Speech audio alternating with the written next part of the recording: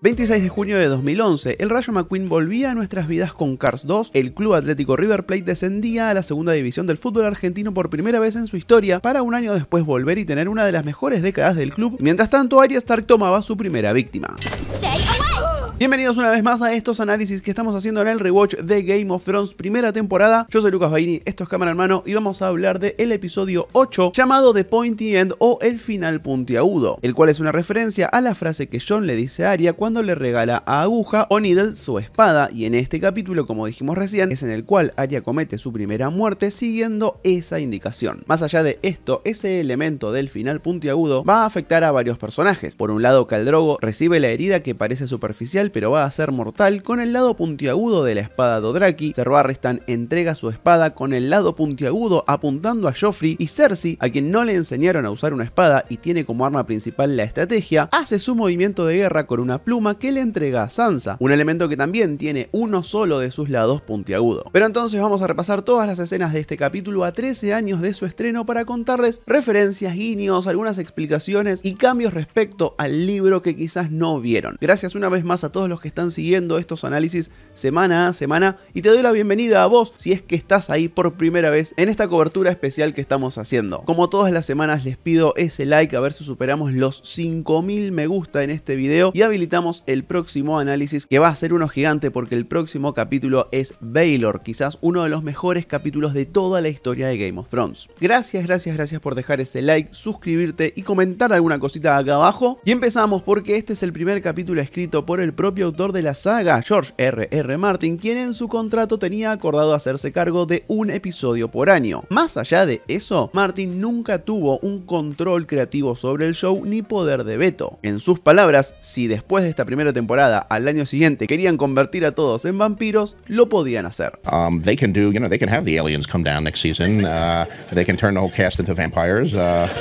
And I'm powerless to stop them, but I don't think they will do that. Arrancamos en King's Landing con las repercusiones de la captura de Ned, con soldados Lannister despedazando a Stark, mientras que los guardianes de cada una de las hijas de Ned dan un paso al frente para proteger a Sansa y a Arya. La Septa Mordane le indica qué hacer a Sansa y se enfrenta sin miedo a los soldados Lannister. En este capítulo quiero que prestemos atención cómo Sansa va a usar sus peinados como una forma de acercarse a Cersei y finalmente lograr para ella una victoria, que es conseguir un perdón para su padre. En este inicio vamos a ver a Sansa con un peinado mucho más natural, pero cada vez que esté frente a Cersei y frente a la familia real, el look que Sansa va a elegir va a estar muy inspirado en Cersei, mostrando una cercanía a los deseos de la reina. Por su lado, Syrio Forel muestra sus verdaderas habilidades como primera espada de bravos y da de baja a 4 soldados Lannister antes de enfrentarse a Meryn Trant, uno de los miembros de la Guardia Real. Toda esta escena está sacada palabra a palabra del libro, solo que en su enfrentamiento en las páginas, Syrio mata a 3 de los soldados Lannister, no solo los deja inconscientes. La gran pregunta es qué pasa con Syrio después de este enfrentamiento, y esta duda es la misma que tuvo Maisie Williams en aquel momento. Entonces le preguntó a los productores Benioff y Weiss qué pasaba con Syrio y ellos le dijeron que estaba muerto. Más allá de esa situación detrás de escena, tanto la serie como los libros dejan el final de Syrio como algo ambiguo, y yo voy a elegir creer que, como buen creyente en el dios de los 1000 rostros, Syrio terminó ganando ese duelo, se alejó de Desembarco del Rey y gira por el mundo con otra apariencia. En el libro se muestra el escape de Arya atravesando pasillos, cocinas y más lugares de la Fortaleza Roja, mientras aplica los conocimientos que le dio Syrio, como ser rápida como un venado y hacer lo que nadie espera. Por eso, en el momento en que después de escapar casi sube a la torre de la mano del rey, donde supuestamente estaría su papá y la hubieran atrapado, decide salir por debajo y encuentra un montón de soldados Stark muertos. De ahí, aplicando las enseñanzas de Syrio, logra llegar a los establos, donde ve más miembros de la corte de Ned muertos, como un soldado llamado Desmond, quien era uno de los guardias de su papá, y en el libro cuentan cómo le prometió a Arya que iba a proteger a Ned y que, según él, un soldado norteño valía 10 espadas de los del sur. Arya, al verlo tirado en el piso muerto, lo patea y en un ataque de ira le grita mentiroso. Con Arya llegando a los establos, en donde ya estaba todo preparado para que los Stark viajen de vuelta hasta Winterfell, vemos que busca a Aguja o Needle, y acá es donde comete su primera muerte. Este momento en donde Arya mata a ese chico que la quiere atrapar se muestra casi como un accidente. inocente, pero en los libros la decisión de Arya de matar a este chico es mucho más definida. Como nos están contando el suceso desde la perspectiva de Arya, conocemos sus pensamientos en este momento y se establece que en ese instante las enseñanzas de Sirio se desvanecieron de su mente y lo único que recordó es la lección de Jon, la primera, la de atacar con el lado puntiagudo. En los calabozos, Varys se acerca a Ned para ayudarlo y dice que la piedad de Ned es lo que terminó matando al rey, lo cual de alguna manera es cierto y lo hablamos en el análisis anterior. Al Ned tener cierta misericordia por lo que le podía llegar a pasar a los hijos de Cersei y Jaime, les termina avisando sus movimientos a su contrincante y eso le deja a Cersei un espacio como para poder maniobrar y accionar su contraataque. Cuando Ned, después de escuchar a Varys, le pregunta a quién está sirviendo en realidad, la respuesta de la araña es: yo sirvo al reino porque después de todo alguien lo tiene que hacer. Y esa es una frase que los creadores del show imprimieron en el ADN del personaje de Varys y es uno de los pocos que hacia el final de la serie va a seguir siendo fiel a este principio. Varys va a ser fiel a uno o a otro de los lores, pero todo dependiendo de qué es lo que él considera le va a hacer mejor al reino, a la gente que vive dentro de Westeros. En los libros la respuesta de a quién sirve realmente Varys es un poco más larga y, como dijimos en análisis anteriores, incluye un personaje que nunca apareció en la serie y es el joven Griff, quien supuestamente es el hijo de Rhaegar Targaryen y Elia Martell, con lo cual este personaje tiene un muy buen reclamo al trono. Las verdaderas intenciones de Varys con este personaje todavía están por revelarse en los libros. Podemos entender que en algún momento quería casar a este joven Griff con Daenerys, o incluso se teoriza con que el propio Varys tiene sangre Targaryen dentro suyo. Quizás eso es tema para otro video, pero en resumen, el personaje de Varys sigue siendo una incógnita enorme en las páginas, más allá de lo que se mostró en la serie. Mientras tanto, Cersei presiona y manipula a Sansa para que le escriba a Robb y le pida que llegue a la ciudad para arrodillarse ante Joffrey y rendirse. Como dijimos antes, acá también está presente el tema del título de este capítulo, ya que como a Cersei no le enseñaron a usar la espada, su principal arma es la palabra y la estrategia, representada en esta pluma que le pasa a Sansa para que escriba con esa punta. En el muro aparecen dos cuerpos y entendemos que uno de ellos es un bastardo del dominio, ya que se apellida Flores o Flowers, mientras que llega un cuervo desde King's Landing anunciando la muerte del rey y la captura de Ned por traición, lo que va a ser la primera prueba de honor para Jon, que tiene que entender que esa ya no es su familia, sino que ahora lo son sus hermanos de la Guardia de la Noche. Esta noticia sobre la traición de Ned hace que Jon vuelva a ser foco de burlas a manos de Alistair Thorne, quien, recordemos, durante la rebelión de Robert peleó para el lado Targaryen. Entonces a Ned le tiene un gran resentimiento. Jon termina atacándolo y eso hace que, en castigo por esta acción, termine encerrado en su cuarto, pero Ghost detecta al guerrero que volvió de la muerte y se convirtió en un White Walker o en un otro, y en esa pelea se termina notando que resiste todo menos el fuego. En el libro, Jon también le corta la mano a este muerto vivo, pero esa mano también revive para agarrarlo de la pierna, mientras Jon prende fuego a su oponente con las cortinas de la habitación en lugar de esta lámpara. Y hablando de este momento, cuando a Kit Harington le mandaron el guión de este episodio, en esta escena se decía que Jon iba a quedar desfigurado por el fuego, dejándolo con una apariencia similar a Voldemort de Harry Potter. Kit llegó bastante preocupado por las horas en maquillaje que iba a tener que pasar a partir de este capítulo, pero después Benioff y Weiss le aclararon que es un chiste, que era algo que solían hacer en las primeras temporadas, y quizás es por el recuerdo de aquellos chistes que al leer el guión del final de la serie, esta fue la reacción de Kit Harington. Pero vamos a esos para seguir con Daenerys, que se va a encontrar con más costumbres dothrakis que le chocan, como el derecho de los guerreros de agarrar cualquier mujer de pueblos que esclavizan y reclamarla para su satisfacción sexual. Dany se va a horrorizar de esto, y si bien acá no da su famoso discurso, empezamos a ver su búsqueda de romper la rueda, de romper con lo establecido. El tema es que ahora el Khalasar de Drogo está invadiendo a estos pueblos porque necesita oro para contratar las naves con las cuales viajar a Westeros, un deseo que Dany le instaló a su esposo. O sea, en definitiva, es su propia ambición la que puso a esa mujer en riesgo. En ese momento igual Dany cree estar cambiando las cosas y decide reclamar a todas esas prisioneras como propias, entre ellas la bruja Mirri Maz Duur. Este gesto de Dany va a cambiar para siempre su rumbo. Al permitirle todas estas decisiones a Dany, Drogo se pone en una situación en la cual los Dothraki nunca habían visto a un Khal. Esto hace que uno de ellos, Mago, crea que es momento de tener un nuevo Khal y lo termina desafiando. Esta escena no pasa en los libros y de hecho fue en gran medida idea de Jason Momoa, que en realidad quería mostrar las habilidades de Drogo en batalla y que no solo sea una leyenda lo bueno que era Drogo en combate.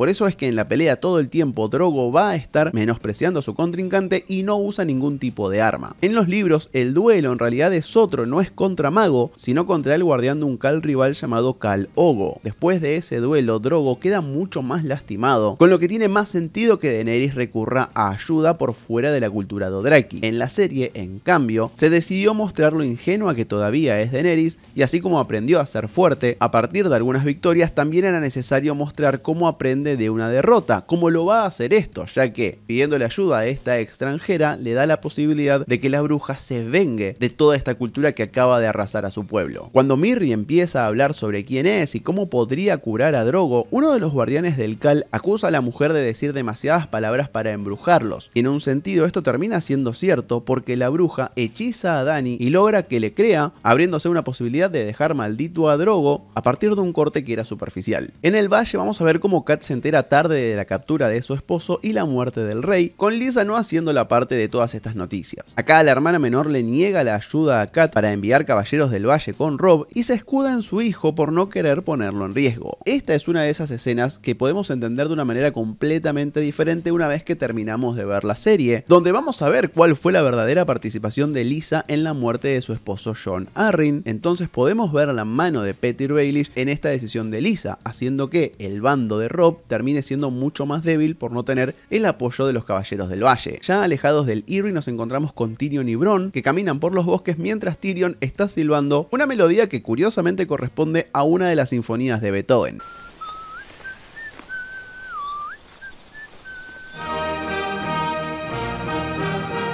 Ahí los van a saltar las tribus que pueblan el valle y Tyrion otra vez vuelve a mostrar que su mayor arma es la agilidad mental y las palabras, regalándole al líder de las tribus este anillo de león como una promesa de mucha más riqueza si es que los terminan ayudando. Mientras tanto en el norte Robb va a llamar a sus abanderados, o sea las casas del norte que juraron lealtad a su señor feudal, que es el señor de Winterfell como guardián del norte, y Theon le dice que está bien si tiene miedo porque eso va a ser muy importante en el campo de batalla. Después de que Robb ordene llamar a todos sus abanderados, vemos a toda esta bandada de cuervos salir del castillo cargando esos mensajes para todos los lores de la zona. Vamos a ver esa reunión de Robb con todos sus abanderados, pero en el guión original George Martin había escrito un montaje donde nos mostraban a cada uno de estos lores en sus castillos recibiendo los cuervos, la cual servía como excusa para mostrarnos por lo menos un poquito de las costumbres de cada casa. Por ejemplo, se veía a Roose Bolton despellejando a un prisionero, una costumbre de su familia, y por eso es el emblema de la casa. Esta secuencia la sacaron por tema de presupuestos, ya que no solamente tenían que construir los distintos sets en donde todas estas cosas sucederían, y también contratar a un montón de actores que se harían cargo de esos papeles. Por ejemplo, Roose Bolton, el que conocemos en las próximas temporadas, a esta altura no estaba elegido ni casteado. En lugar de eso, se eligió esta comida que también es original de la serie, donde se enfatiza lo duro que son los norteños y también la pasta del líder de Robb. Además podemos marcar un fuerte contraste entre los consejos de guerra de Robb y de Tywin, con Robb teniendo a sus lores cerca, mientras Tywin decide todo absolutamente solo. Alrededor de esta mesa podemos ver varios estandartes de todas estas casas que le son leales a los Stark, y entre ellas encontramos a la casa Bolton, a la casa Serwyn, a los Umber, cuyo líder es uno de los protagonistas de este capítulo, la casa Hornwood con ese alce de emblema, y finalmente la casa Tall Heart con su emblema del árbol. El ejército del norte se va a poner en movimiento y Bran quiere acompañar a Robb, pero su hermano mayor le dice una de las frases más conocidas de esa familia, que es que siempre tiene que haber un Stark en Winterfell. Acá volvemos a encontrarnos con uno de los más olvidados de la serie, que es Rickon, y el más chiquito de los Stark va a decir que ninguno de todos los que se fue del castillo va a volver, y la verdad es que tiene bastante razón, porque más adelante vemos como Arya, Sansa y Jon vuelven a Winterfell, pero para ese entonces Rickon no los va a ver. Y quiero insistir en esto, en los libros Rickon todavía sigue vivo, y George Martin dijo en repetidas ocasiones que lo mantuvo vivo porque su participación va a ser importante. Ojalá que en algún momento sepamos qué va a hacer. En lugar de acompañar a Robb, entonces Bran se va a quedar en Winterfell y lo vemos rezando al lado del árbol arciano, donde se encuentra con Oya, quien le cuenta que hacia el otro lado del muro esta es la única religión que los salvajes conocen. En el medio vamos a tener un desnudo total de Hodor, y Bran dice que un rumor sobre él es que tiene sangre de gigante en las venas, a lo cual Oya le confirma que sí, existen los gigantes del otro lado del muro y también cosas mucho peores como los White Walkers, y es por eso que Oya y toda su compañía compañía empezó a escaparse hacia el sur. Y si bien todos los demás lores ignoran ese problema, este es uno de los primeros pasos importantísimos de Bran en buscar esos conocimientos que nadie más tiene. Hablando de los White Walkers, en el muro, los hermanos queman a los cuerpos y Sam devela una información sobre estos monstruos que leyó en uno de los libros más antiguos de la biblioteca, sobre cómo los White Walkers duermen durante miles de años y se despiertan para arrasar con todo. Esa es una frase que Sam también dice en los libros, pero recién aparece en el cuarto de la saga, Festín de Cuervos. Acá tenemos dos momentos en donde miembros de la familia Stark y Lannister se van a reunir y tenemos un contraste muy grande entre ambos. Por un lado, Catelyn llega al ejército de Robb y terminan abrazándose una vez que por fin están a solas, mientras que por su parte Tywin recibe a Tyrion de una manera absolutamente fría. Vamos a ubicar entonces a estos dos bandos en el mapa. En este momento entendemos que el ejército de Robb está bajando desde el norte y está atravesando esa zona que se llama el Cuello o The Neck, acercándose a la zona de los ríos en donde está este único puente que se llama Los Gemelos y está dominado por la casa Frey. Del otro lado de ese puente nos encontramos con los dos ejércitos Lannister, el de Tywin y el de Jaime, que salió de King's Landing, tomó el camino del oro, llegó a Golden Tooth y desde ahí decidió avanzar sobre Riverrun, en donde consiguió su victoria y lo terminó asediando. Todo eso en batallas que la serie no tenía el presupuesto para mostrar. Tywin por su parte siguió hacia el norte, en donde sitúa su campamento también cerca del puente de los Freys, pero del otro lado. Por eso es que una de las estrategias que baraja el ejército de Robb es